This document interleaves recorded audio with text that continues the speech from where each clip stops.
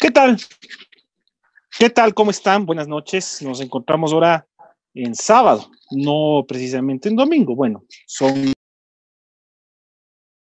para hacer este cambio que resulta mínimo, ¿no? Pero el poder estar con ustedes y poder compartir lo que ha sido esta semana y más de lo que ha sido esta semana, lo que se viene a la próxima. Estamos viviendo momentos que son bastante importantes. Lo que va a suceder en Quito va a marcar muchísimo del futuro de la situación actual. Quito, como saben bien ustedes, pasa a semáforo amarillo a partir del día miércoles, con un cambio que va a ser significativo para la ciudad en relación a lo que ha venido viviendo en los últimos meses.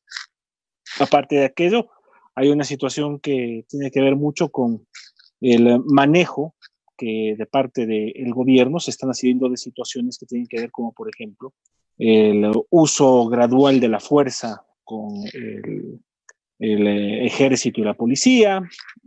Hay recientemente una disposición legal sobre eso. Vamos a hablar también de la situación económica que tiene cada vez más aspectos importantes que señalar. Y en fin, todo lo que se viene dando alrededor de esta época de emergencia y de crisis.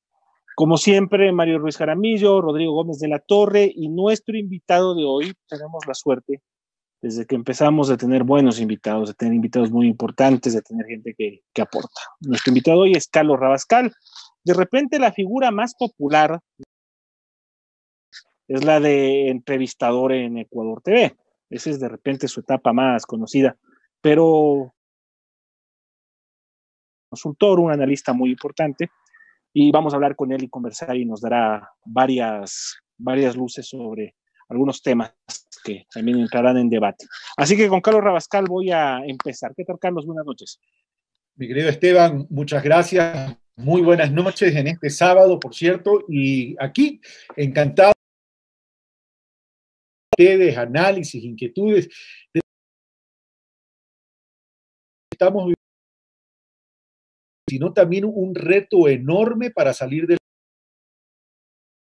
al Ecuador de forma estructural. Es decir, si queremos, ya no podemos seguir viviendo de coyuntura en coyuntura y tenemos que cambiar esa coyuntura y la única forma de cambiarla es cambiando la estructura. Y ahí tenemos grandes retos que seguramente lo vamos a comentar el día de hoy. Y también un saludo Mario a Rodrigo, perdón, y a Mario, ¿no? Así es, Mario, ¿cómo estás? Buenas noches. Buenas noches, Esteban. Hola, Rodrigo. Hola. Como dice Esteban, un lujo de tenerte, Carlos, por aquí. Muchas gracias. Yo me quiero abrir hablándoles sobre un pequeño video que vi sobre el tema, y Carlos es de mi edad. Carlos tiene mi edad, ustedes son bastante más jóvenes. Bueno, Esteban es jovencito. Y vimos el tema de perdidos en los Andes, ese equipo de fútbol de rugby, de rugby que se... Luego de caer el avión, el encargado de la radio le dice al más joven: tengo una buena noticia que decirte. Acabo de oír en la radio que dieron por...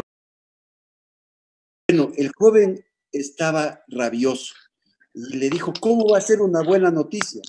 Y él cuenta que después de unas cuantas horas, unos cuantos días, en verdad fue una buena noticia, porque se dio cuenta que era la mejor noticia, porque comenzaron a vivir y dejamos de sobrevivir, dice textualmente. Y comenzaron a trabajar en equipo con humildad y una actitud de decirle sí al no. Esto creo que es lo que le corresponde al Ecuador, lo que responde a los momentos. Buenas noches. Rodrigo, ¿cómo estás? Buenas noches. Esa vieja película de ese que luego tuvimos la reedición, y sí. ¿Cómo? Pero no le digas vieja la película. Bueno, que tú viste. Hablas Supervivientes de los Andes. Supervivientes se llama la película, una película bastante buena. Ya formalmente, Esteban, Mario, poco o mucho, el tema y lo seguimos difiriendo. Porque podemos decir que la ley humanitaria fue una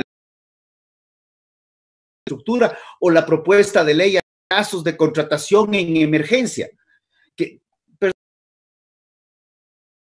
estar considerados en todo momento, caracterizado por vivir de coyunturas. No necesitamos de que el gobierno nos plantee la coyuntura, sino somos los ciudadanos los que de una forma u otra exigimos al gobierno de turno procesos de coyuntura. De ahí es que tenemos y reestructuramos nuestras políticas comerciales, agrarias, comunicacionales y demás, en función de qué es lo que sucedió la semana anterior, de lo que sería una visión de mediano largo plazo. Tan es así que el Ecuador, inclusive en un gobierno en el cual el presidente se mantuvo por 10 años, industriales, y tuvimos alrededor de 4 políticas agropecuarias, de las cuales 3 se publicaron y una no.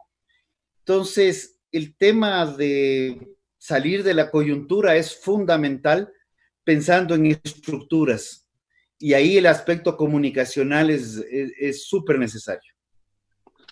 Quiero empezar preguntándole a Carlos su opinión sobre el manejo que el gobierno le ha dado a la pandemia desde el punto de vista de la salud, es decir, desde el punto de vista del manejo de la cuarentena, del manejo de las políticas que el Estado debe ejecutar en relación al atenuar, al contener, al enfrentar una situación que estamos de acuerdo. Nueva, es una situación inusual, es una situación para la que ningún país estaba preparado. Pero ¿cómo ha visto él el manejo en este punto? Luego obviamente hablaremos también del manejo. ¿Qué opinión le merece a Carlos Rabascal? A ver, yo lo que creo que en el manejo sanitaria, y que ahora para mí es una crisis humanitaria, fue errático y nos faltó algo como país y el gobierno de capacidad de reacción y anticiparse de volumen y en términos de intensificación de la crisis. Se venía hablando desde diciembre del año pasado. Dio la importancia y no sé, el vicepresidente dijo, me voy a China y si regreso contagiado, pues regreso orgulloso. Entonces, eso te da la medida de esta dimensión. Pero yo creo que es el mundo que también no lo entendió. Fue que el gobierno se equivoca en el manejo de la crisis porque no ecuatoriana estaba viviendo un momento de vacaciones escolares y la clase y fundamentalmente en la provincia del Guayas aprovecha esta época invernal para salir de viaje y el principal destino. Entonces, al regresar toda esta población que se fue, el gobierno no se anticipó ante equivocaciones tras equivocaciones. Por ejemplo, estaba bien, pero después lo vuelven a aprobar y 50.000 personas meten. Barcelona, pues evidentemente constituye alto riesgo. Y adicionalmente, toda la realización de la costa ecuatoriana, más la época de playa, sobre todo en la provincia del Guayas, etcétera.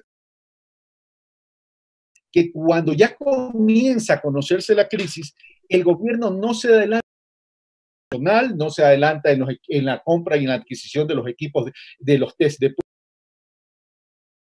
respiración asistida, etcétera, etcétera, etcétera. Y esto trae como consecuencia entonces cierto acompañado de la proliferación de voceros de comunicación en crisis con comunicación política ahí crea mayor incertidumbre porque además adicionalmente el gobierno comienza a caer al decir que lo que estaba pasando en Guayaquil en cuanto a los fallecidos era producto de una desestabilización internacionales, los medios internacionales visibilizan esta que es evidente que no hemos estado preparados porque las cifras, indicadores de contagios y fallecidos, tenían evidentemente su. Hay que transparentar estos indicadores a nivel de fallecidos y a nivel. Tenemos todavía información y data confiable. Planando no se está planeando. Yo tengo mis serias dudas. Ahora, yo no tengo que creer lo que me dicen o por lo menos recurrir a. Puedo tener cierta información. A mí me queda, por ejemplo, determinadas inquietudes que lo comentábamos antes de comenzar la transmisión, de cómo está distribuido el tema en términos territoriales de la ubicación, existencia de camas 19 o también para atender adicionalmente en camas UCI de unidades que tenemos. Y la principal información sobre la cual está es Guayas y Pichincha. Entonces, no todo el territorio ecuatoriano. Ahora, diagnóstico, ese es un análisis en ese sentido, sin ánimo de querer crear polémica política en este caso, de la película, o más allá de la película, fue un hecho real, dice, en este momento tenemos que trabajar en equipo, sacar al país adelante. Y más adelante ya hablaremos del tema económico y del tema político. Les quiero plantear a los tres, que es una duda que a mí me ha empezado a atacar las últimas días. Los casos exitosos de combate sur, Taiwán, Islandia, Israel, y que han referido su modelo a la toma de pruebas, al manejo de la información que las mismas entregan, sobre todo al fundamento científico del cual proveen los epidemiólogos. Yo veo acá en el Ecuador, y esto uno lo palpa en el mano a mano, es este, ¿no? El virtual, prácticamente con nadie.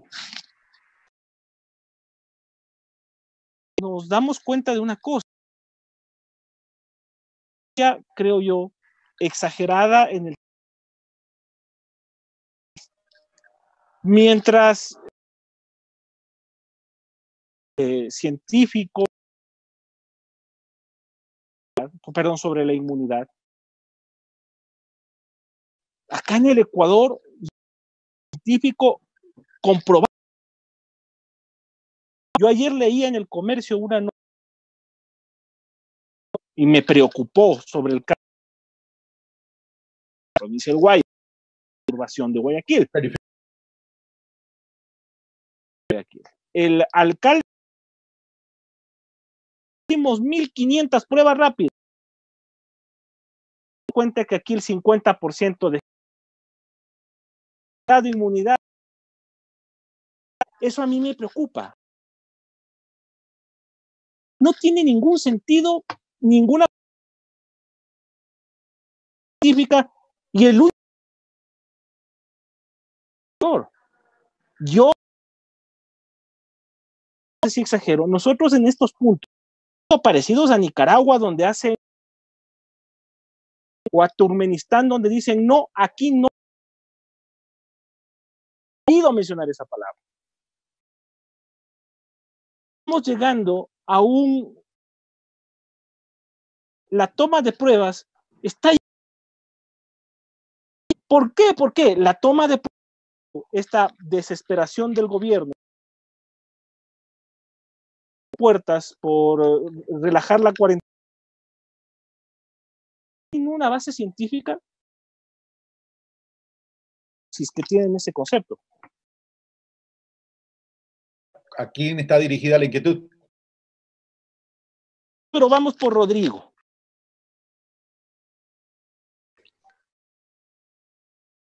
Tener factores de comparación entre yo he estado elaborando mis oficiales, realmente,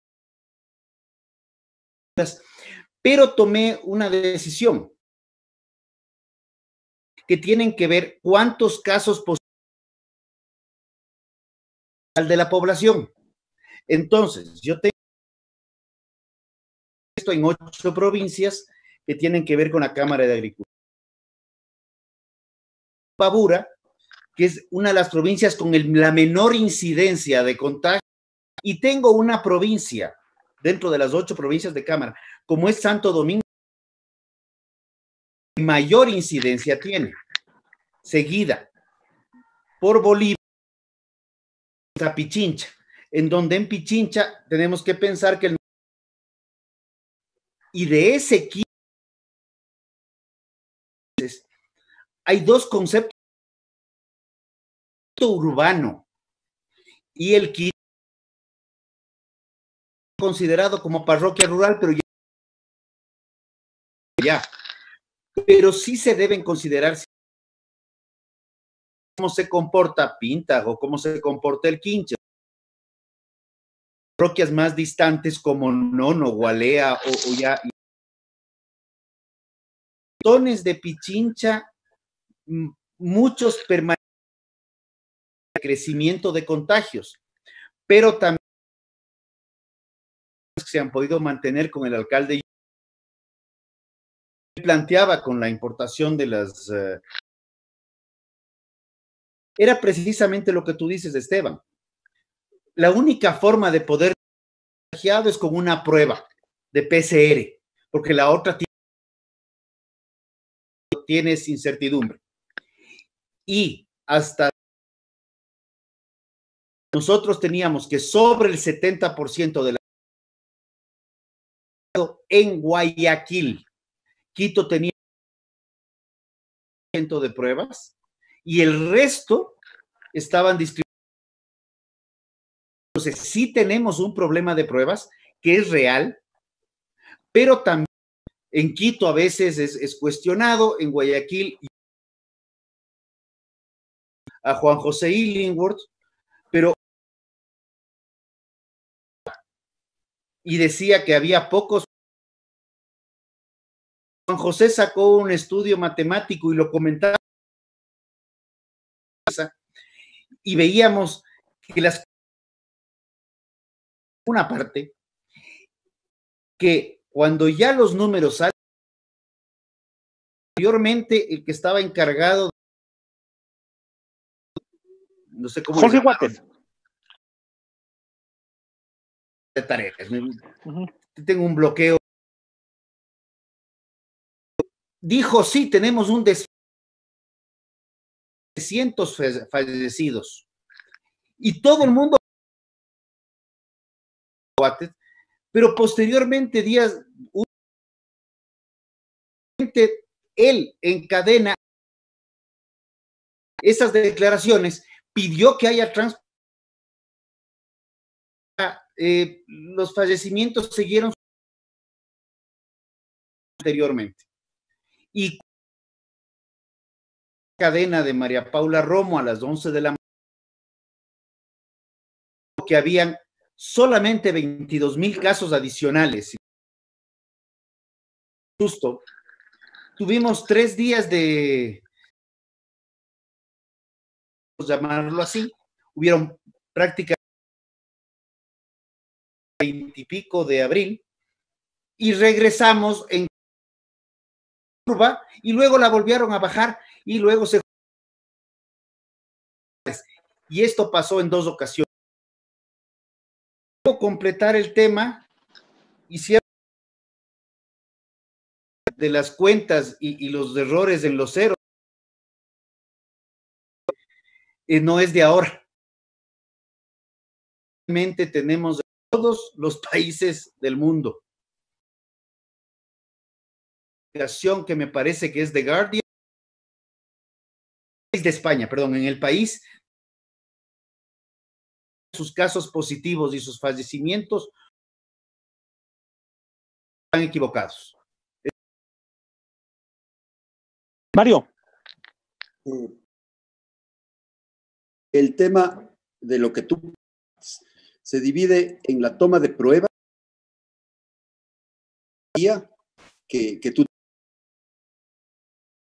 guiar el proceso, la toma de pruebas. Obviamente las PCR son las únicas de hacer una toma de pruebas más. Necesitan unos laboratorios que tenemos, en todo caso, de uno en uno, en medida de que se vayan presentando los.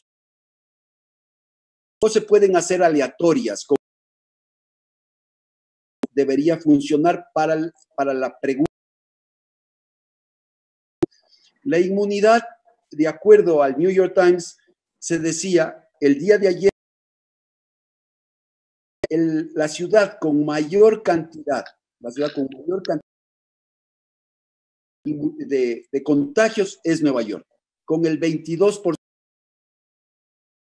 Estudios hechos aleatoriamente en el muestreo, porque tampoco tienen la capacidad de.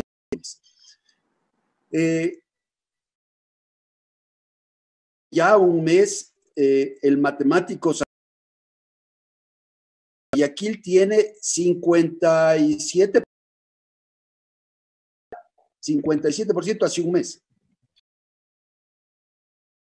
60 y el 80%.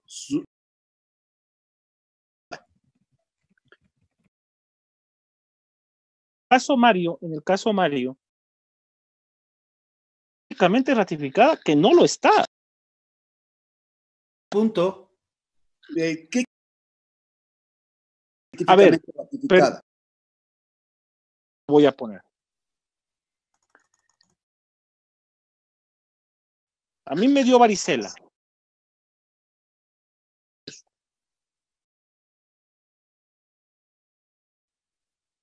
¿Por qué? Porque la persona que se enfermó de varicela nunca más la va a tener. Pero acá en esta enfermedad, que por ser una enfermedad en curva, en fin,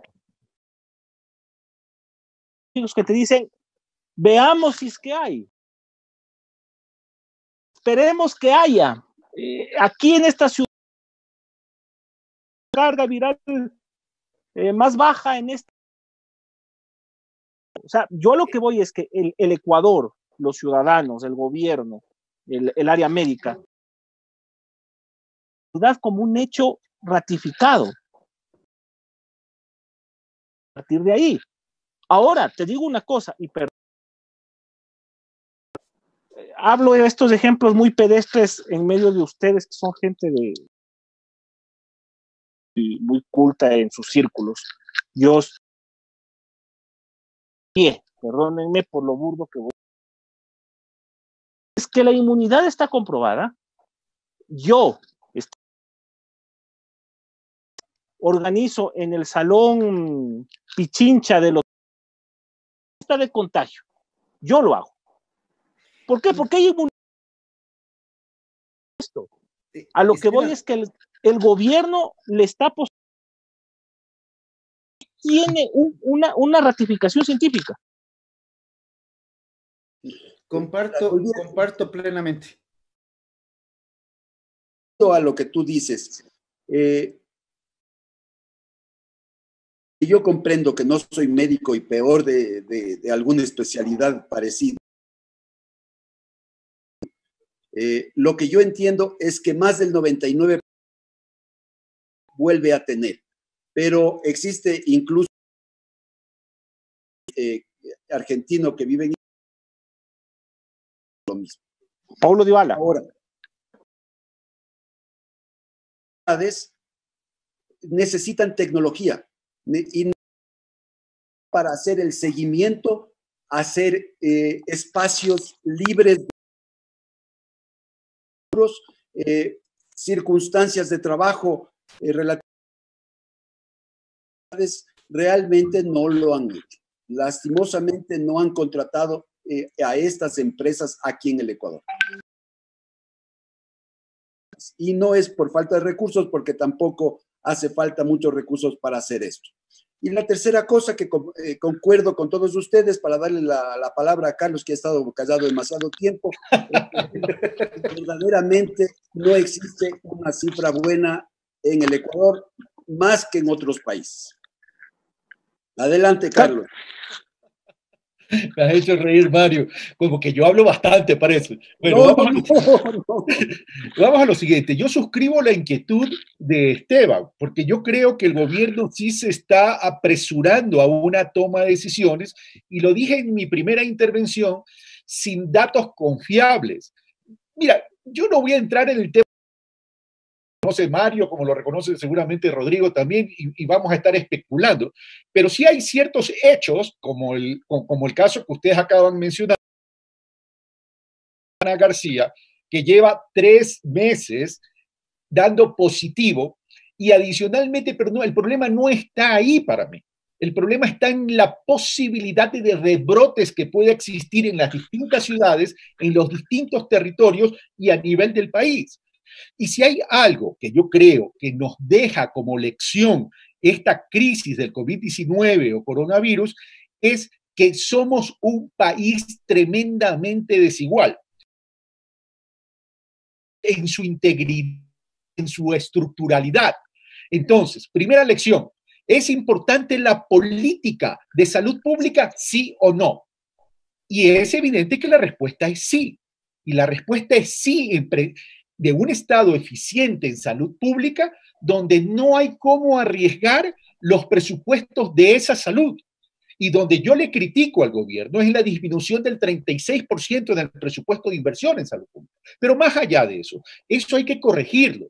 Y ya el tema pasa, entonces, es en contención, en estructuración, desarrollo y crecimiento en términos de capacidades para hacer frente a pandemias como este tipo, que va a ser el futuro en la vida del mundo.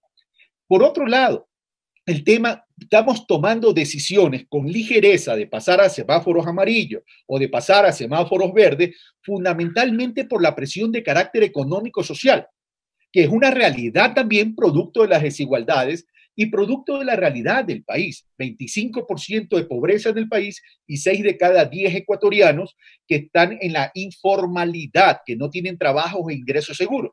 Y a eso se suma adicionalmente que entre enero del 2019 y abril del 2020 hubo una desvinculación total de empleo pleno de 147,000 trabajadores, de 147,000 plazas de trabajo. Entonces, se te está juntando con una realidad de una crisis sanitaria y el gobierno no ha sabido manejar eso. Y por otro lado, adicionalmente, no nos dan los datos de la territorialidad. A ver, Rodrigo dice que él ha hecho un cálculo en 8 provincias y lo reconoce, no en las 24, pero no sabe qué ha hecho en cada una de las provincias, en las 221 ciudades, por ponerte un ejemplo, ¿verdad? Y qué peso tiene esa cantidad. Y está claro también, adicionalmente, las limitaciones que tiene el país. A ver, las pruebas rápidas no tienen la misma eficiencia que las pruebas PCR, pero en cada cantidad de laboratorios como para poder resolver y respondiendo. Entonces, me atrevo a decir, el gobierno está adelantando de forma muy ligera a tomar decisiones. Porque por otro lado, le manda la pelotita y la responsabilidad a los gobiernos autónomos descentralizados. Pero cuando tú hablas con los alcaldes y cuando hablas con los prefectos, ellos te dicen, no tenemos recursos, porque no nos dan bien las asignaciones. Y mira lo que sucedió, perdón la interrupción, Carlos, mira lo que sucedió ahora con el amarillo modificado de Quito. La responsabilidad de la decisión, la responsabilidad política, social, económica, recae sobre el municipio. Pero el momento de señalar el semáforo como la ciudad, de acuerdo a sus necesidades, lo buscaba, el COE nacional fue el que terminó variando todo y la decisión final, ya despojado del peso político, social, económico de cara a su comunidad, ya la transfirió a la alcaldía. Pero el COE fue el que terminó tomando la decisión. Nosotros habíamos hablado acá del federalismo a la fuerza que se instaló con esta tan polémica decisión. A ver, ante este último comentario, yo soy un creyente no del federalismo, pero sí de una regionalización en el país con verdadera autonomía, porque ya no puede seguir pasando que sigamos viviendo un hipercentralismo y que los alcaldes, los prefectos y las ciudades tengan que mendicar en los ministerios de Economía y Finanzas. Pero eso puede ser materia de otro conversatorio, de otro análisis, o a lo mejor algún momento del conversatorio lo tratamos acá. Pero eso, lo que tú indicas, mi querido Esteban, refleja también la desarticulación que existe y que en el Ecuador no sabemos trabajar en equipo. Es decir, a ver, ¿con quién teníamos que articular como gobierno central? Con los gobiernos autónomos descentralizados, que son instancias de gobierno dentro del concepto de Estado, ¿a efecto de qué? A efecto de poder ser más eficiente porque esos gobiernos están más cercanos de la ciudadanía y conocen sus propias realidades. Entonces, pero el gobierno no escucha, el gobierno no quiere trabajar en equipo. Llama a un diálogo, por ejemplo, pero llama a un diálogo sobre la propuesta que impone. Cuando tú llamas a un diálogo, ¿para qué lo llamas? No para que lo apoyes a ciegas, sino para discutir sobre la crisis y establecer una hoja de ruta de cómo salir de la crisis. Pero entonces ahí hay una falla de capacidad y de gestión del gobierno de interactuar, de articular con los distintos sectores y actores de la política ecuatoriana. A ver, hay un tema y esta palabra, y la he puesto en varias veces en medios. Esta palabra diálogo en los últimos 8 años se ha ido deteriorando cada día más. Realmente, cuando comenzaron las famosas manifestaciones en Venezuela en el 2014, 15, precisamente el presidente llamó al gran diálogo nacional para apaciguar las manifestaciones y poder patear la pelota más adelante. Cuando arrancamos este gobierno, creo que los primeros 5, dentro de los primeros 5 o 7 decretos, en el Ecuador se dialogaba por decreto. Entonces, creo que el diálogo deberíamos ya trasladarle, buscar otro término, porque me parece que el término, y tal vez un poco fuerte lo que voy a decir, está bastante prostituido, lamentablemente. Rodrigo, coincido contigo, pero solamente te interrumpo. Es que el problema no es el término. El problema es la voluntad política y la decisión política a eso para poder entrelazar tejidos entre distintos actores. Ese es el problema. Porque, a ver, es como decir, monetización de los activos. Entonces ya la comunicación está trascendiendo a la gestión y ahí sí no se construye democracia. No. Tenemos un tema y creo que lo conversamos inicialmente y es justamente que tiene que ver mucho con qué decisiones entre lo estructural y lo coyuntural. Uh-huh. La democracia es pensar en el mediano y largo plazo. También, cuando vives de la coyuntura, vives apagando incendios en términos democráticos sin solucionar problemas estructurales. Uno de los casos evidentes es el tema laboral. En el 2014 teníamos casi un 50% de empleo pleno, a diciembre del 2019 estábamos ya en el 38% y seguimos a la baja, y este año se preveía perder un 2% por la estructura económica natural, sin coronavirus. Con coronavirus me parece que ya estamos acercándonos al 70% de empleo no pleno, porque es el cuento del subempleo, del empleo no adecuado, y son muchas formas de bautizar algunos términos para poder diferir conceptos. Pero en este momento tienes que tener una sola cabeza de manera piramidal. Sí tiene que haber, para que no pase lo que pasó con San Borondón, Daule y Guayaquil, porque resulta que Daule pasó a semáforo amarillo y tenían que trasladarse a otros municipios, pero había un cortocircuito, entonces hubo una intervención general para decir, ok, vamos a poner las reglas del juego generales para que los picos y placas no hagan, no es que sales de un cantón, pasas a otro y ya no puedes transitar en el otro para llegar al tercero. Uh-huh. La presión social, no solamente empresarial, porque la empresa formal ha estado pidiendo el cambio de semáforo y ha hecho varios planteamientos. De ahí vienen los planes pilotos de construcción, de ahí viene lo que en cierta forma se está abriendo para Quito el día miércoles. Pero cuando uno se va y comienza a observar, sin distinción de ciudad, barrios populares, ok, podemos irnos a Guayaquil y le echamos la culpa por algún tema de indisciplina, pero cuando te ibas a dar una vuelta por el Comité del Pueblo estaba operando normalmente en línea cerrada y tenías peluquerías funcionando, absurdo decirlo, de manera clandestina, pero en media calle, porque no estaban dentro del local. Pero la gente seguía llevando una vida menos encerrada de lo que muchos otros han llevado.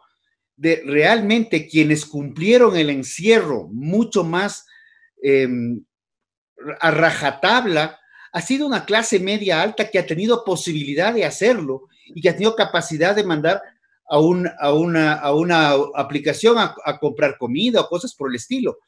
Pero la realidad de la población es que la población está en semáforo amarillo rato atrás. Si me permite para poder interactuar en este sí diálogo, a ver, tú dices algunas cosas que sería bueno que la analicemos, Rodrigo. Primero, tú dices, hay que tener una sola cabeza. Yo estoy de acuerdo contigo. En una época de crisis se requiere un liderazgo.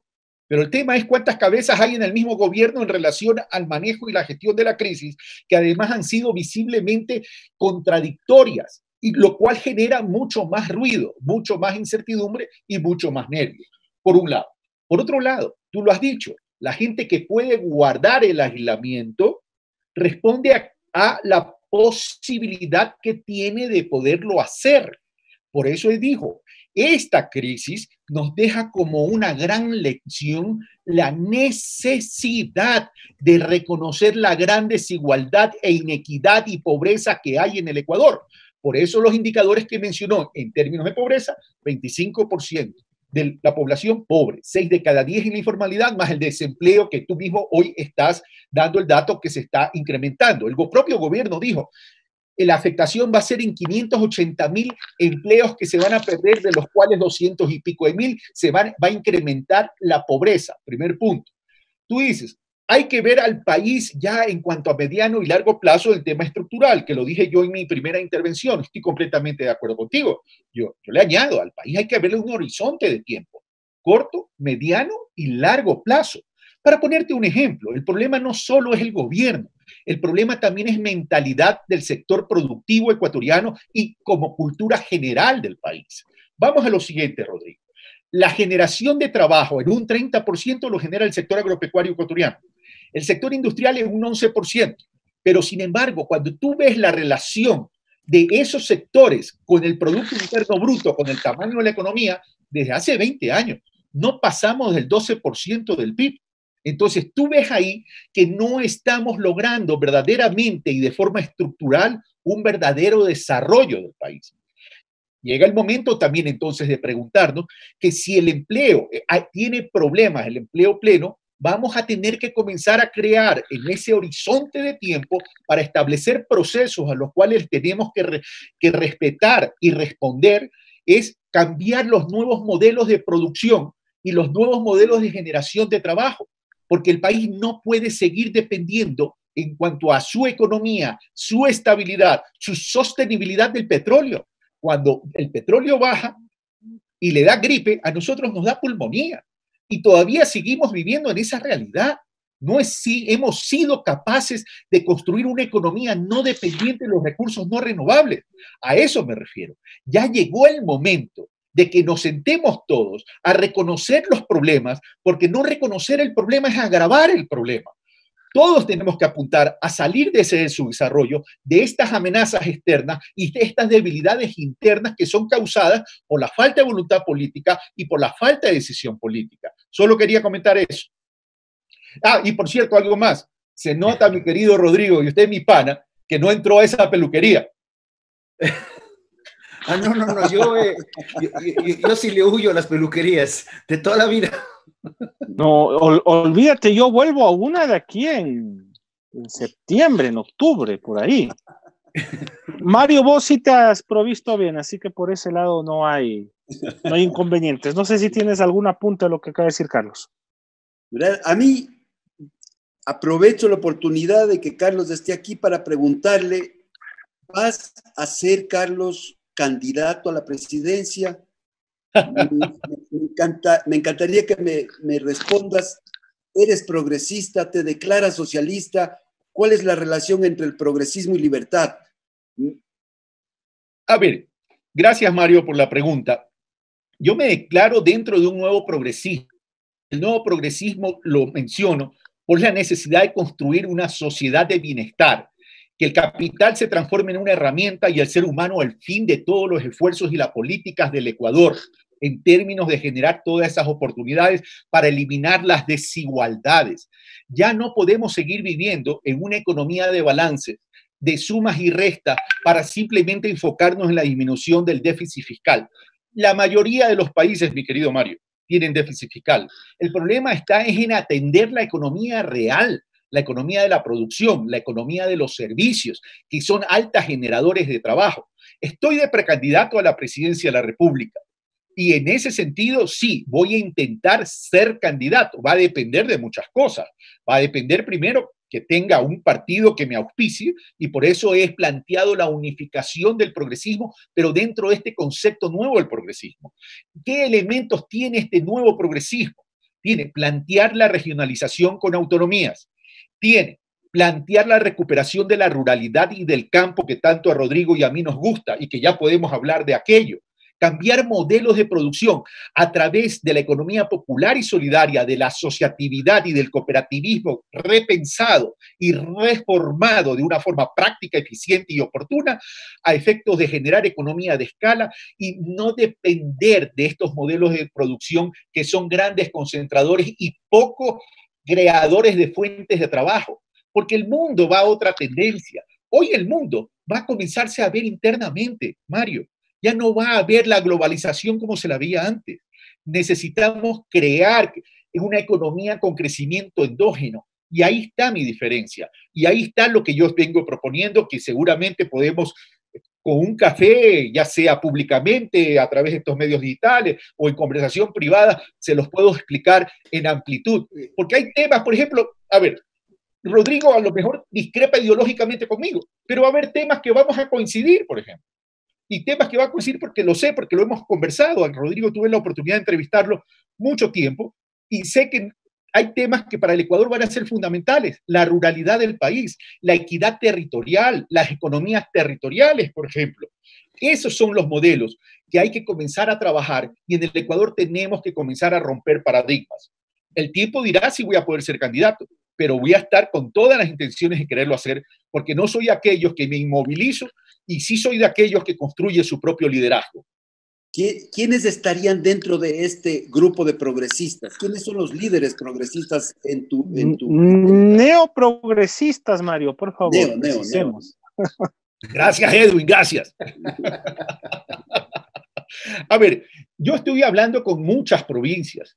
No he podido recorrer todavía todas las provincias porque lamentablemente esta crisis lo impidió, pero estamos haciendo conversatorios como este con distintos dirigentes y distintas provincias, con distintos alcaldes, distintos prefectos, etcétera, etcétera.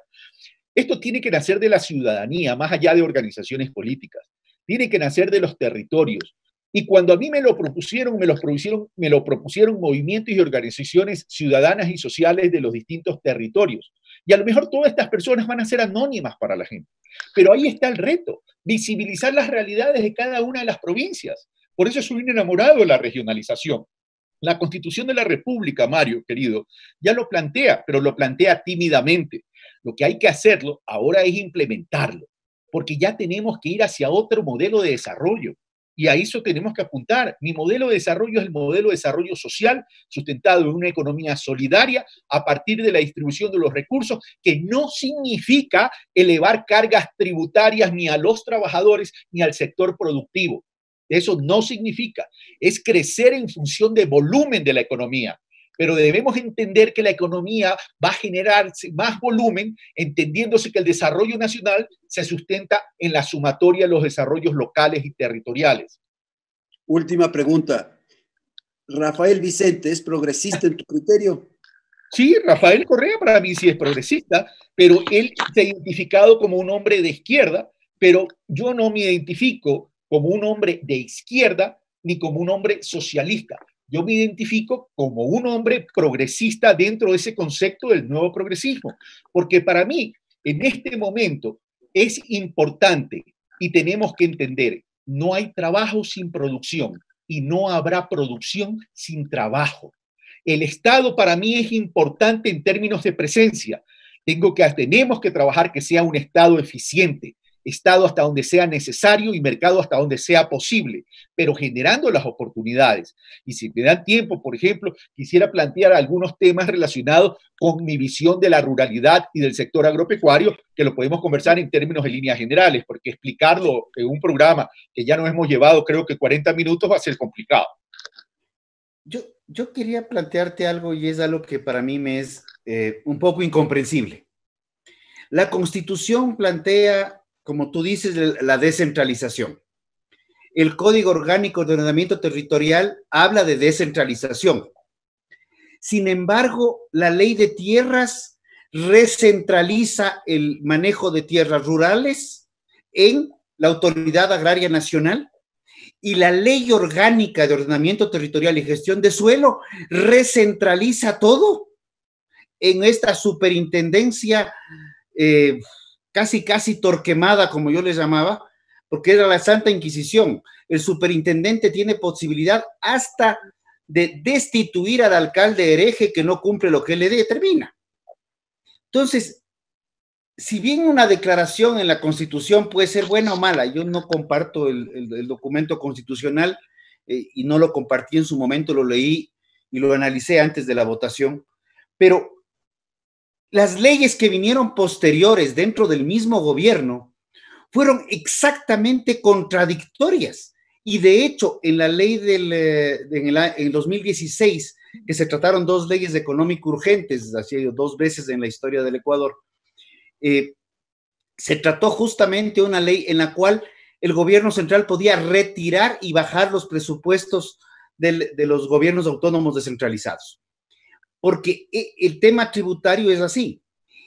¿Y por qué al gobierno le gusta el petróleo? ¿Y por qué al gobierno le gustan los recursos naturales no renovables? Porque esa es plata que va directo al bolsillo de papá gobierno. Cuando tú hablas de que en el caso del sector rural, el sector agroalimentario, representa el 55% de las exportaciones totales y representa en total agroalimentario, no solamente agrícola, 55% de exportaciones totales, 42% del empleo en Ecuador, pleno y no pleno, representa el 22% del Producto Interno Bruto. O sea, ya no son cifras menores, pero son cifras que se distribuyen en la economía. No son cifras que van directo a gobierno para tener un aparato burocrático, y hace días atrás vimos cómo se emitían decretos anulando un pocotón de instituciones y vemos que muchas de ellas ni siquiera sabíamos que existían y tampoco sabemos para qué sirven. Entonces, ese tema es fundamental, pero si queremos pensar en un Ecuador de incrementar producción, necesitamos incrementar mercados, porque si incrementamos producción solamente pensando en un anillo cerrado de 17 millones y medio de ecuatorianos, vamos a tener una sobreproducción local que no se va a poder exportar, y lo que necesitamos es exportar más. Y cuando hablamos de valor compartido e integración de cadenas, curiosamente no es nada nuevo. Para el Ecuador puede ser nuevo el cooperativismo, porque Europa tiene más de 120 años de cooperativismo que ha permitido integrar actores de las cadenas productivas, masificar producción, generar volumen, economías de escala y exportar. Pero el Ecuador, dentro de esa ley de economía popular y solidaria, precisamente en los conceptos de los artículos, y te invito del 22 al 28, precisamente bloquea los conceptos cooperativos integradores de actividades. Por eso digo reformar. Me pierdo. Pero por eso, Rodrigo, hablo de reformar. Mira, Rodrigo, querido, tú y yo somos amigos. tú y yo somos amigos, y tú me conoces que yo no vivo con una tortícolis mirando al pasado, ni pertenezco a la sociedad retrovisor mirando para atrás. Las cosas que se hicieron mal hay que corregirlas. Las cosas que se hicieron bien hay que construir sobre lo construido y hacer lo que se dejó de hacer. Solamente te quiero participar, por ejemplo, en el tema que tanto nos apasiona, que es el tema del cooperativismo. A ver, si me permites un momento. A ver, porcentaje de agricultores asociados en el Ecuador, 5%. En Colombia, 23%. En Perú, 27%. Y tú que mencionas Europa, en Francia, 75%. Porcentaje en valor del cooperativismo en los negocios del agro y agroalimento. En el Ecuador, 2%. En Colombia, 11%. En Perú, 13%. En Francia, 40%. Y genera 80.000 millones de dólares de euros cada año. Número de agricultores en cooperativas. Ecuador, ¿cómo vamos a generar economía de escala si el promedio de cooperantes dentro de la cooperativa es 15 personas? En Colombia, 1.300. En Perú, 1.500. En Francia son promedio 250, pero hay cooperativas que llegan a 10.000 agricultores. Entonces, ahí es donde tenemos que comenzar a trabajar. Te planteo algo. Punto uno, precisamente el año pasado hubo una cumbre de cooperativismo a nivel Ecuador, una cumbre internacional, estuve exponiendo ahí y hemos enviado desde ese entonces todas las recomendaciones para el cambio de la ley, solamente para modificar 3 artículos y destrabar el problema. Segundo tema, el cooperativismo en Colombia como cooperativismo no es tan fuerte. Sin embargo, Colombia tiene todos los fondos parafiscales que permiten tener las federaciones que no son cooperativas, son asociaciones, en donde tienes a veces soy un poco irónico y les digo, tenemos que seguir ese ejemplo de la Federación Nacional de Cafetaleros. Y coincido. 500,000 afiliados, 500,000, eran dueños de un banco, Bancafé, que luego fue comprado por Santander, pero se integraron pensando en producir, pero con orientación a consumidor final. La Federación Nacional de Cafetaleros es dueño de esa marca, que se llama Juan Valdés, que está en no sé cuántos países del mundo. Y cuando podamos salir nuevamente y vayan a Juan Valdés, fíjense en la factura. Corporación de Promoción de Café Colombiano, así se llama la empresa y así se llama la empresa en todos los países donde está ubicada. Es un concepto diferente y ahí es donde tenemos que reformar ese documento del 2008 que a mí no me agrada, lo digo públicamente y lo he dicho públicamente, en que prohíbe expresamente los fondos parafiscales. Eso tenemos que reformar, mi querido Rodrigo. A ver, de acuerdo. El problema del Estado ecuatoriano es que siempre ha concentrado su intervención en el control y no en promoción, acompañamiento, incentivos y desarrollo de lo que estamos hablando en este momento en términos del cooperativismo real que yo quiero, en términos del rescate, la recuperación y el desarrollo del sector rural.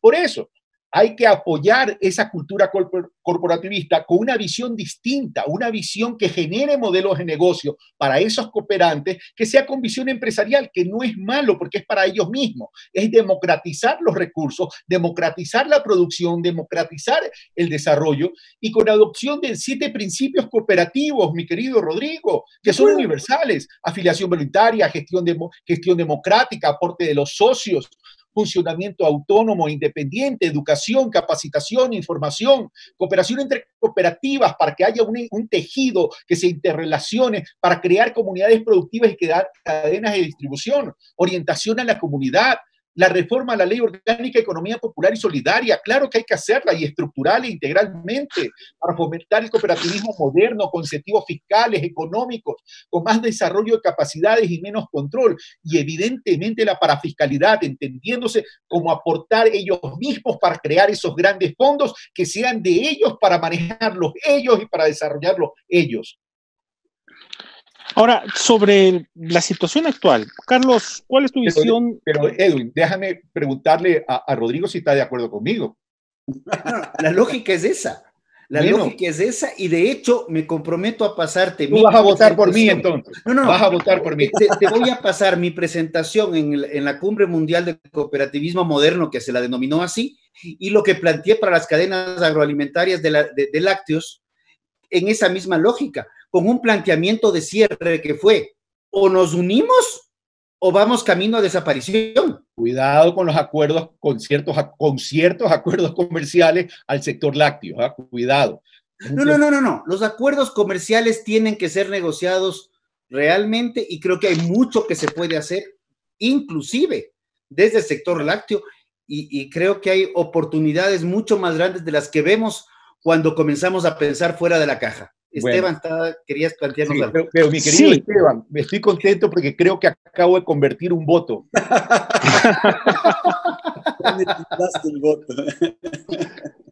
Carlos, tu visión sobre el tema de las leyes económicas enviadas a la Asamblea, el impacto posible que las mismas tendrían en lo económico, en lo laboral sobre todo.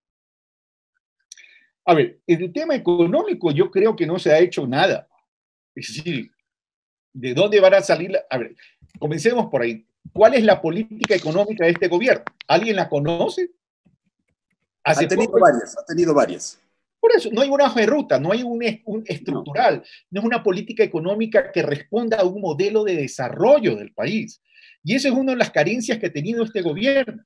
Al no tener hoja de ruta, aquí todo el mundo puede hacer lo que le da la gana porque no hay un direccionamiento, y eso está equivocado. El Ecuador tiene que, como digo, vérselo en un horizonte de tiempo. No hay políticas económicas.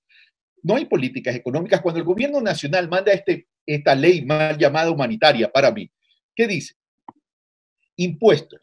¿Y a quién le carga el impuesto? A los más afectados y a los que más necesitamos que hoy en día activen en la economía, que es a los trabajadores y al sector productivo. ¿Cómo vamos a afectar a quienes nos pueden sacar adelante en medio de esta crisis en términos de producción, trabajo y desarrollo? El Ecuador en este momento debió haber planteado un plan de contención y un plan de reactivación. Un plan de contención para atender la crisis, pero entendiendo que para atender la crisis, tiene que liberar recursos que no tenía. Y voy a lo que estaba diciendo Rodrigo, que no es un debate con Rodrigo, porque con Rodrigo me llevo muy bien, pero en este intercambio de ideas todos nos enriquecemos. Por ejemplo, el Ecuador es un país dolarizado, ¿sí? El déficit de la balanza comercial no petrolera al año 2018 fue de 4.800 millones de dólares, Edwin. Al año pasado, en el 2019, el déficit de la balanza comercial no petrolera fue de 3.700 millones de dólares. Claro que tú me dirás con justa razón que hay que juntarlo con la balanza comercial petrolera, pero cuando tú lo juntas, el superávit en el 2018 fue apenas de 220 millones y en el 2019 apenas de 700 millones de dólares.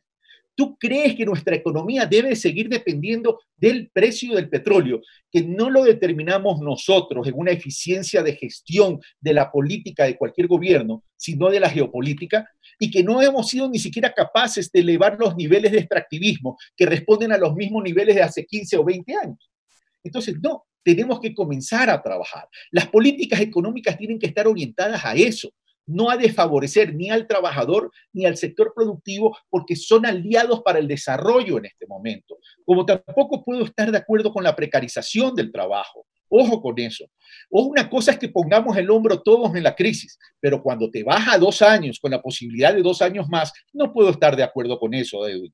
Así que rechazo esa ley, y en todo caso lo que el gobierno tiene que comenzar a hacer es identificar cuáles son las prioridades del país. Se nos habla de una reestructuración de la deuda externa, Edwin. ¿Y qué dice Richard Martínez? Que va a venir 2.400 billones de China por preventa de petróleo que antes se criticaba. Ok, vale. Pero ¿dónde está la estrategia de reestructuración? ¿Dónde está? ¿De qué forma se piensa reestructurar integralmente? Y a mí sí me preocupa la reestructuración de la deuda que deje este gobierno, porque nos puede dejar atados de manos a partir del 2021. Porque ¿qué es una reestructuración? 1, periodos de gracia, plazos largos y buenos costos financieros. Porque no podemos afectar la sostenibilidad, la viabilidad y la factibilidad del Ecuador. pero como este gobierno oculta todo y no transparenta lo que se está haciendo, no sabemos en qué condiciones se va a negociar esta reestructuración de la deuda. 11,000 millones de dólares es el último crédito que consiguió Perú, 10,000 el de Colombia, Ecuador, que hace gala de un cumplimiento de sus obligaciones, ha llegado a este acuerdo con China. Yo no sabía que era sobre preventa petrolera, pero parece que las urgencias, las necesidades y sobre todo las carencias impulsan a reiterar errores. De acuerdo, pero adicionalmente no está aprovechando ni siquiera la coyuntura. ¿Qué dice el Fondo Monetario Internacional? ¿Qué dice el Banco Mundial? ¿Qué dice el Banco Interamericano de Desarrollo? ¿Qué dicen los países del G7? ¿Qué dicen los países del G20? No es momento de pagar la deuda externa. Es que no se trata de no pagar, se trata de no poder pagar porque necesitamos esos recursos. Y además nos dan informaciones completamente contradictorias. A ver, yo no quiero que el Ecuador caiga en default, por supuesto que no quiero, pero para eso tengo que sentarme, tengo que decirles la verdad, tengo que presentar una propuesta, tengo que presentar un plan, tengo que presentar un plan de reestructuración del país, pero no poniendo de rodillas al país, por favor. Entonces, a mí sí me preocupa que este gobierno no esté actuando con transparencia, pero no quiero que me vengan a decir lo que ligeramente dicen. ¡Ay, y el gobierno anterior! Por favor, seamos serios y miremos para adelante. O sea, aquí estamos para sacar el país adelante. Aquí estamos para reestructurar al país de forma que podamos ser un país sostenible. Ya dejemos la polarización política y por un momento, aunque sea por esta vez en la vida del Ecuador, pensemos en que tenemos que sacar al país de estos escenarios del subdesarrollo. Mario. La precarización del trabajo yo creo que fundamentalmente viene dada por el salario mínimo vital. Creo que si el 30% de las personas, decía 40%, yo creo que es el 30%, trabajan de manera formal, es porque el empresariado no tiene para pagar esos sueldos.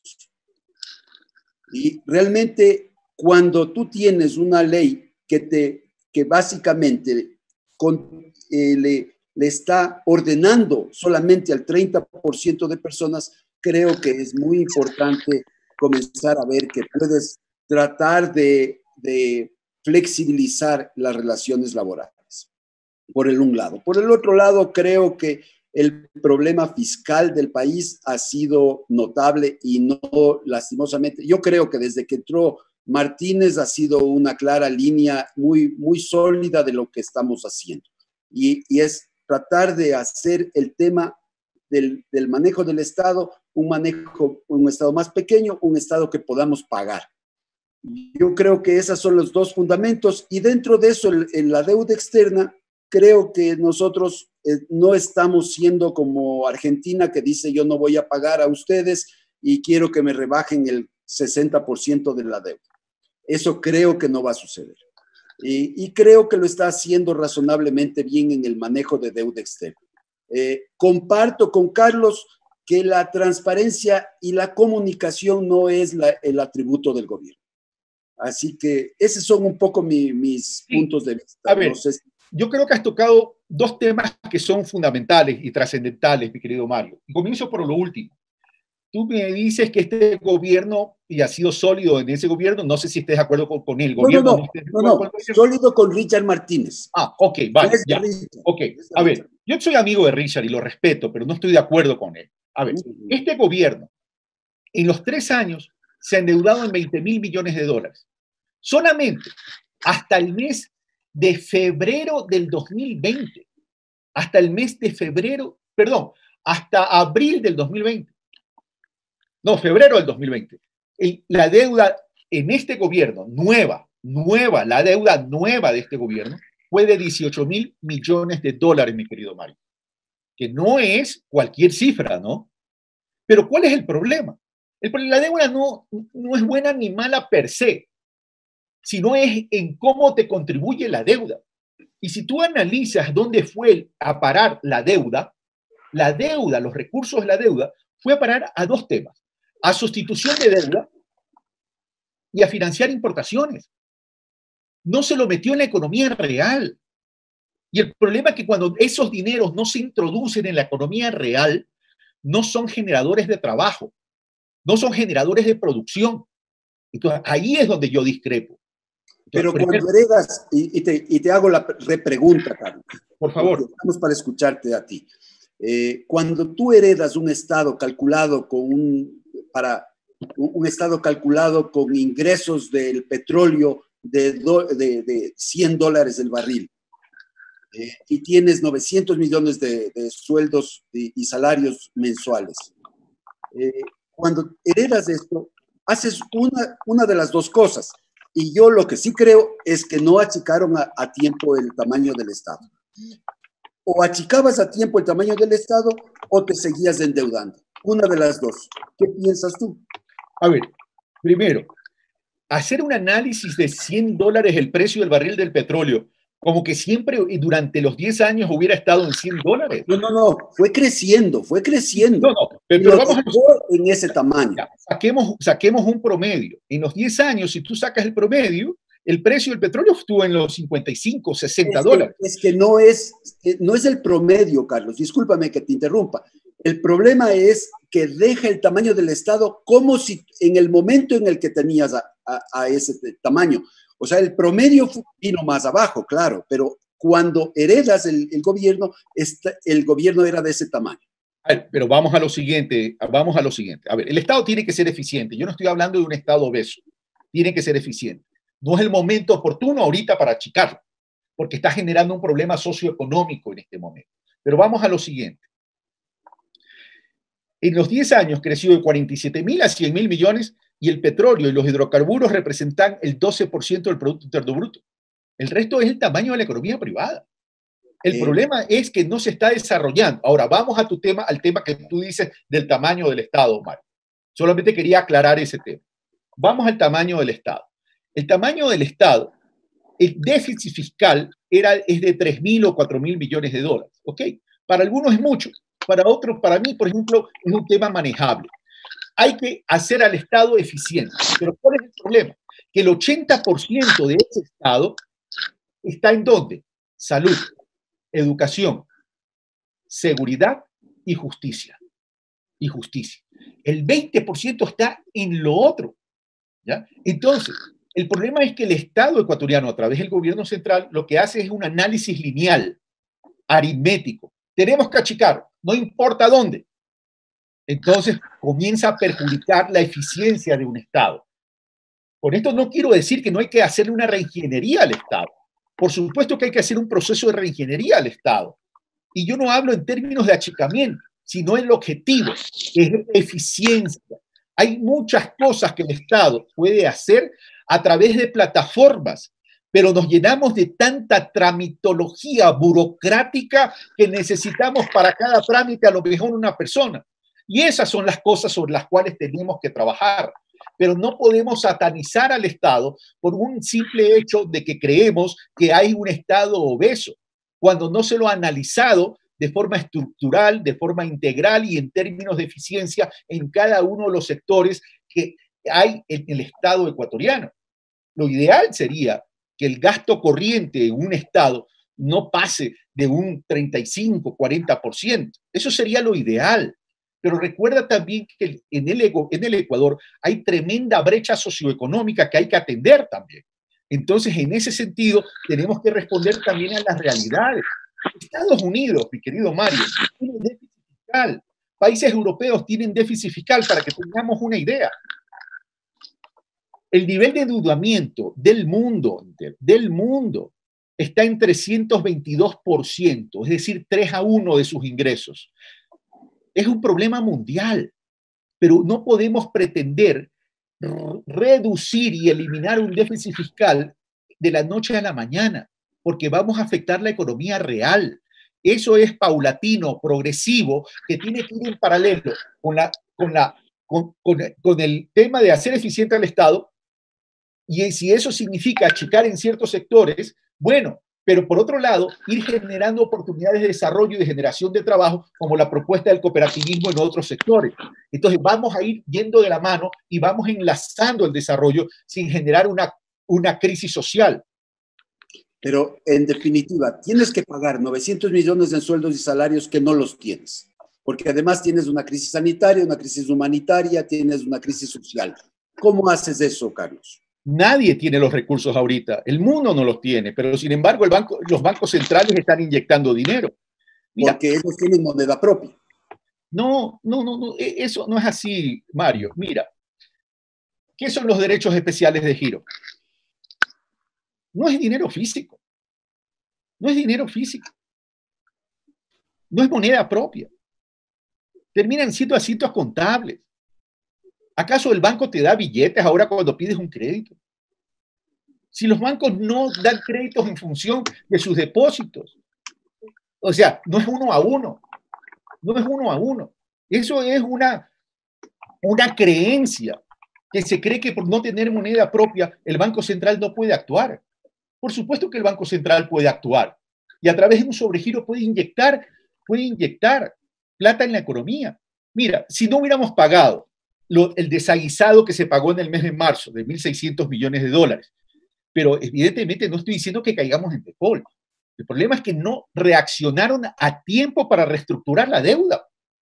Porque esta reestructuración de la deuda debió haberse hecho apenas este gobierno asumió el poder el 24 de mayo del 2017, pero no lo hizo. Entonces lo que hizo es, se me vence ahora, me endeudo, pago esto y me quedo con otra deuda. Y así no funciona una economía. La economía no es financiera, la economía es de desarrollo.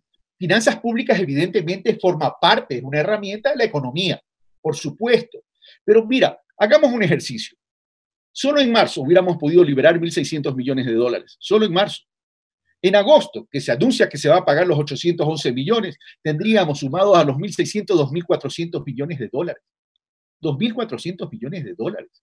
Si hubiéramos podido establecer una política de salvaguardia a 375 partidas para proteger y controlar las importaciones con el fin de proteger la dolarización, son 400 millones de dólares. Ahí solamente tendríamos 3.200 millones de dólares, 2.800 millones de dólares. Entonces, podemos ir generando recursos. Yo sé que Rodrigo no va a estar de acuerdo con la política de salvaguardia porque él no está de acuerdo con eso, pero tenemos que entender que estamos viviendo una crisis y en una crisis hay que actuar, no hay que esperar. Rodrigo, tú me querías preguntar algo o discrepar conmigo. No, esto no lo quiero decir simplemente. Yo sí, y regresemos un poco a algo muy básico que estudiábamos hace años, se llama las leyes de Newton. Y la tercera ley es una ley que es muy básica, muy sencilla. Toda acción genera una reacción. Claro. En el año 2014, cuando el Ecuador tomó la decisión de poner salvaguardas diferenciadas a Perú y Colombia, nuestros principales socios en la CAN, resultó que bajamos las importaciones. Sí, se redujeron considerablemente las importaciones, pero aniquilamos prácticamente las exportaciones de bienes manufacturados a esos países, que hasta la fecha se recuperan muchas de ellas. Las importaciones en el Ecuador también tenemos que entenderlas de dónde vienen. Cuando hacemos un balance de importaciones, alrededor del 60% son bienes de capital y materias primas que no se producen en Ecuador. Entonces, cuando tú tienes un 62% de bienes de capital y materias primas, no me meto todavía con combustibles, porque ahí tendría que topar otros temas que no quiero entrarlos en este instante, que son las inversiones, entre comillas, que se realizaron en las refinerías, en las que están y las que no están. Pero cuando tú requieres de bienes importados, lo que tienes que hacer no es complicar las importaciones, sino fomentar las exportaciones. Es al revés. Y cuando se firmó el acuerdo comercial con Europa, que se negoció por mucho tiempo, y en un determinado momento el expresidente se dio cuenta que había que firmar con Europa, y en el mes de junio tomó una decisión trascendental que fue cambiar de ministro de Comercio Exterior y lo puso a Cassinelli en ese momento. Y nadie incluyéndome, ninguno creímos que íbamos a firmar con Europa entre agosto y diciembre, y se firmó con Europa.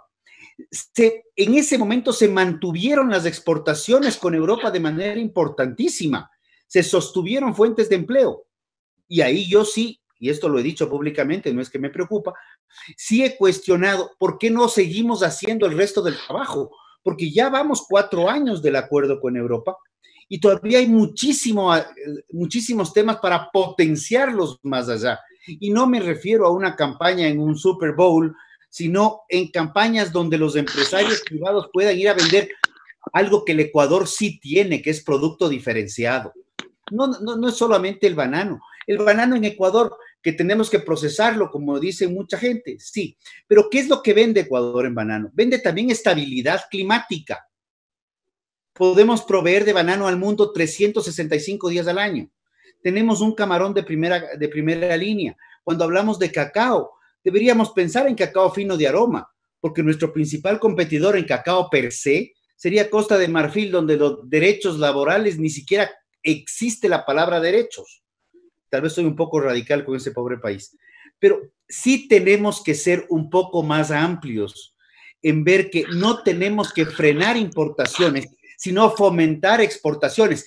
Y entiendo perfectamente que el coronavirus lo primero que complicó fueron mercados, pero ya se están abriendo. Pero sin embargo, todavía tenemos un impuesto que es el PIX de las inversionistas, el PIX de ese matamoscas, mata inversionistas, que se llama impuesto a la salida de divisas. Entonces, toda la inversión extranjera directa en el Ecuador no llega. Y la única inversión extranjera directa importante que hemos tenido en 20 años se llama oleoducto de crudos pesados, que en este momento podría ser un buen activo productivo que podría migrar para pagarle al IES toda la macro cuenta que se le tiene y se le da al IES una sostenibilidad y se le da también a los pensionistas algo en el tiempo. Pero no podemos satanizar el tema de las importaciones porque son necesarias. A ver, Rodrigo, primero, yo soy creyente que hay que fomentar las exportaciones. Yo no he hablado de liquidar exportaciones. Y cuando hablo de crecimiento endógeno, hablo porque ese crecimiento endógeno tiene que crear una base que tenga un efecto amortiguador casualmente cuando vengan los choques externos. Hoy, las exportaciones, si bien se están poco a poco reactivando, hermano querido, el año pasado fueron 22.000 millones de dólares en exportaciones. El 35% responde a hidrocarburos. Tenemos déficit de la balanza comercial y tenemos una balanza de pagos presionada.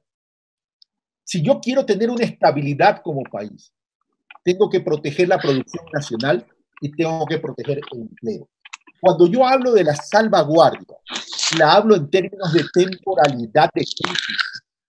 Porque como tú muy bien sabes, si yo pongo una salvaguardia y no estuviéramos en esta temporalidad de crisis, la OMC, la Organización Mundial de Comercio, no me lo va a aceptar. Pero estamos en un momento de crisis y tengo que defender la liquidez del país. Entonces, por un lado, eso. Por otro lado, a las exportaciones, por supuesto, hay que ayudarlas. Y hay que ayudarlas no solamente buscando mercados, pero también, ya que tú mencionaste a Casinelli, ¿qué dijo Casinelli? El acuerdo comercial con México nos puede complicar a la industria nacional, porque México es un monstruo. Entonces, es una balanza comercial positiva para el Ecuador, no negativa. He estado conversando con mexicanos y los mexicanos están muy preocupados por la potencia agropecuaria ecuatoriana. Entonces, sí hay cómo trabajarlo, pero sí creo que hay que pensar que más que poner trabas a lo que ingresa, hay que poner facilidades a lo que sale. Permíteme fomentar la producción nacional y fomentar las exportaciones. Pero la mejor forma de fomentar producción nacional es permitiendo que entren a nuevos mercados. Claro, pero si tú tienes 22% de tu sector exportador en este momento, ¿cuánto tienes de producción nacional, de economía que se mueve internamente. La diferencia. Entonces no puedo descuidarla, pues tampoco. No me pides que le descuide. Esto tiene que ir un proceso. Tiene que ir un proceso. Y al sector exportador, claro que hay que ayudarlos con nuevos mercados, pero también estableciendo un mapeo del por qué no somos competitivos en términos de estructura de costos. Y ahí es donde tenemos que trabajar. Y ahí es donde tenemos que establecer compensaciones para reducir costos y que podamos ser mucho más competitivos afuera. Pero también el sector exportador ecuatoriano tiene que entender que no solamente es un grupo de empresarios que exportan, sino que hay que velar por 17 millones de ecuatorianos, pues hermano. Porque si no, no voy a reducir pobreza, si no, no voy a reducir la informalidad y tampoco voy a seguir generando más empleo pleno. Entonces, tengo que verlo como una integridad. Yo lo que les pido, Rodrigo, es que no miremos solamente nuestro metro cuadrado y planteemos una estructura integral para que todos estén contentos. Un país que exporta es un país que ha reducido costos de producción. Y Esteban, solo con esto déjame terminar. El tema laboral es una traba histórica, el tema tributario es una traba histórica y el tema de tramitología, que solamente es incrementar costos a cuenta de nada, es un problema.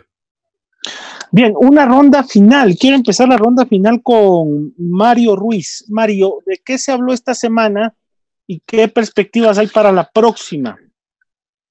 A ver, esta semana hablamos acerca de Merkel y Moreno, de la entrevista famosa de Merkel con Moreno, Moreno con Merkel. ¡Caramba! Luego de eso hablamos lastimosamente de Hyundai y de Mantilla. Es la primera mancha importante. Tercero, del transporte municipal, que también es una pena que las cosas se estén dando así. El informe de Vivanco, del CIES y todo lo que se conversó alrededor de eso, de los nuevos créditos chinos, de la renegociación de la deuda, y luego hablamos de temas como SpaceX, del Dragón, que se fue ahora mismo al espacio, de la quiebra de LAN y de la brutal matanza de George Floyd y las manifestaciones que hubieron en Minneapolis. Estas cosas se hablaron, obviamente siempre se habla de fútbol, ahora se habló de Chila, Cheme, Patricio Torres, Esteban Paz, de la Liga y el déficit del Barcelona, que el Esteban conoce mejor de esto. Yo creo que esta semana se va a hablar sobre la salida de Quito, yo creo que va a ser el tema principal. Y siempre espero que se hable de tratamientos y de vacunas, que las sigo permanentemente. Rodrigo, ¿qué perspectivas hay, sobre todo tomando en cuenta el tema importante de la salida de Quito a partir del miércoles? Creo que va a haber una suerte de alivio desde el sector privado. Va a comenzar a formalizarse de alguna manera ya este semáforo amarillo y creo que van a comenzar a destrabarse algunos temas. Confiemos que los temas de corrupción no sigan siendo pan de todas las semanas, porque ya creo que es un tema que debería frenarse y no seguir, y no es que no se difunda, por el contrario, sino que no se sigan evidenciando más casos de corrupción, que es lo más grave que yo creo que se ha vivido en esta crisis. Carlos, muchísimas gracias por la presencia, ha sido muy, muy interesante. Vamos a estar en otra ocasión, no me cabe la menor duda. ¿Qué perspectivas analizas para los días y la semana que viene? Bueno, primero agradecerles por esta generosa invitación con grandes amigos a quienes respeto y con quien podemos discrepar, pero también podemos conversar, y eso es lo importante. O sea, es que tenemos que comenzar a aprender a procesar nuestras diferencias a partir del debate, del análisis, del argumento, de la propuesta, y tratar de buscar coincidencias en aquello que es necesario para el país. Coincido en lo de esta semana y lo que se viene con Mario y también con Rodrigo, y hay un tema que también hay que comenzarlo a enfrentar, y es el tema de la corrupción. Porque si en condiciones normales de la vida de una nación no es dable, y hay que lamentarlo y rechazarlo, más aún en medio de esta crisis. Pero el tema es que la lucha contra la corrupción no puede centrarse en enunciados, y el gobierno es solo enunciados. A ver, en diciembre del 2017, el Frente de Transparencia y Lucha contra la Corrupción le entregó al señor presidente de la República una reforma integral y estructural para la lucha contra la corrupción, con una reforma integral del Sistema Nacional de Contratación Pública, donde se restituía el informe previo de Contraloría, donde se eliminaba el giro del negocio, donde se eliminaba la contratación directa y donde a los contratos por emergencia se los reglamentaba y se le establecía procedimientos para que no se presten para la corrupción. Además, se estableció la necesidad de crear un catastro nacional de contratistas públicos directos e indirectos para poder establecer quiénes son, para poder establecer sus especialidades, para poder establecer que no sean fantasmas, para que agencias de publicidad no contraten provisión de equipos médicos, para establecer su capital, su capacidad de ejecución, para establecer si realmente ellos van a poder responder, cuál es su récord de cumplimiento en lo privado y en lo público. Se estableció procesos de transparencia para que a través de las distintas plataformas se pueda publicar todos los procesos de contratación, donde vayan todos los precios unitarios para poder establecer con el mercado local y el mercado internacional. Y también se estableció una estrategia de trazabilidad del dinero de la contratación pública para que todo aquel que contrate con la contratación pública de forma directa o indirecta, el indirecto es el proveedor del contratista, tenga que facturar electrónicamente, haciendo relación a los precios unitarios de cada uno de los rubros del contrato y que guarde relación con aquellos que están dentro del catastro de la contratación pública, articulando con el Servicio de Rentas Internas, articulando con la unidad de lavado de activos, con la superintendencia de bancos, con la superintendencia de compañías, con la Contraloría y con la Fiscalía.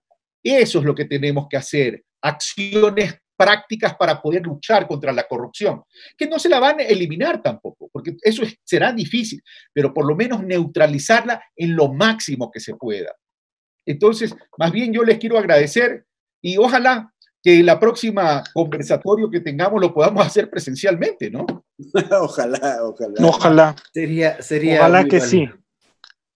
Un abrazo para todos. Un abrazo. Muchas gracias. Buenas noches a Carlos Rabascal. Un momentito. Lo quiero invitar Carlos. A Rodrigo y a ti también, pues evidentemente Esteban, para un conversatorio más informal y conversar sobre estos temas que hemos conversado, que en algunos casos parecería que no estamos de acuerdo, pero es cuestión de buscarle la solución integral. Claro, habrá la ocasión y aceptado desde ya, Carlos. Muchas gracias a todos. Nos vemos en una posterior ocasión. Hasta entonces. Hasta entonces.